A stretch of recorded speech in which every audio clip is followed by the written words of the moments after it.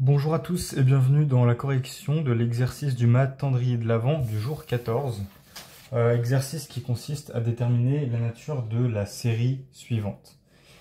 Alors déjà la première chose qu'on remarque c'est que le tangente de θ puissance n c'est un petit peu un déguisement puisque tangente θ fait une bijection entre moins pi sur 2 et r tout entier. Donc on peut poser tout simplement d'abord un x qui est égal à tangente θ qui appartient à r. Et donc le terme un, ça devient du n factoriel x puissance n sur n puissance n. Alors effectivement là le n puissance n fait penser à du Stirling très fort. Et on peut tout à fait l'utiliser, d'ailleurs je vais l'utiliser plus tard. Mais d'abord je vais commencer par introduire une façon de voir les choses qui est un autre outil qu'on n'a pas encore utilisé jusqu'à présent et qui servira plus tard avec les séries entières, puisque le x puissance n ici y fait déjà un petit peu penser. Et bien c'est tout simplement qu'on peut regarder le rapport de un plus 1 sur un, étant donné qu'on a du n factoriel, ça va probablement nous aider. Le xn va bien aussi, et ce terme-là va sans doute pas être si mal que ça. Donc ici, sachant qu'on a du n factoriel, ici on va avoir du n plus 1. Oui, je dis pas de bêtises, factoriel sur n factoriel. Du xn plus 1 moins n. Et la dernière chose qu'on va avoir, c'est du n puissance n sur du n plus 1 puissance n fois n plus 1. Pourquoi je le sépare comme ça? Parce que ici, ce terme-là, ça va être tout simplement du n plus 1. Vu qu'il y a des factoriels, il se simplifie avec ce n plus 1 là. Du coup, on va avoir du x fois 1 plus 1 sur n puissance moins n. Voilà, puissance moins n parce que j'ai inversé ces deux-là pour avoir du 1 plus 1 sur n qui me plaît plus. Donc ça me fait penser un peu à 1 plus 1 sur n puissance n qui tend vers e. Donc en l'occurrence, je me dis que je vais passer à l'exponentielle pour voir vers quoi ça tend comme d'habitude. Et puis là, je peux faire un développement limité du ln.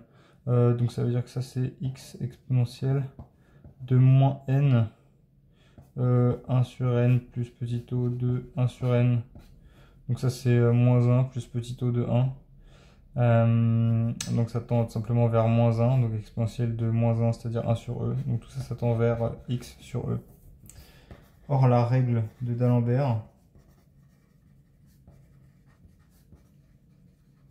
nous dit si x est positif. Là, je sais même pas si x est positif, mais je crois que oui. Alors la série, elle va converger si et seulement si x sur e. Non, d'ailleurs, c'est pas si et seulement si d'ailleurs.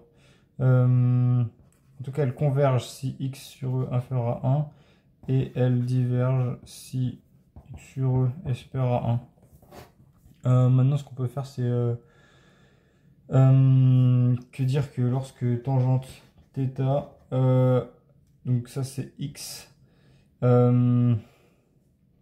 c'est-à-dire x doit être plus petit que e, hein. Donc si je fais tangente θ appartient à moins e exclu, alors la série converge,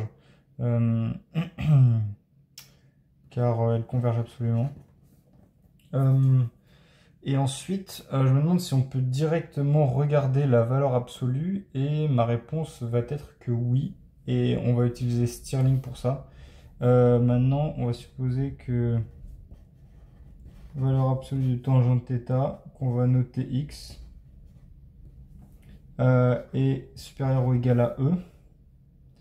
Alors, un, par la formule de Stirling, va être équivalent à n... n puissance n sur e puissance n, racine de 2pi n, et il reste le 1 sur n puissance n, et ici on a le x puissance n qui est la valeur absolue. Et donc on a que un est équivalent en plus l'infini en racine de e sur n qui diverge grossièrement en valeur absolue. Donc en fait, même si le terme est négatif, ça ne tend pas vers 0. Donc la série diverge grossièrement. Donc la série converge si et seulement si valeur absolue de θ est plus petit que arctangente de E. Ce qui conclut.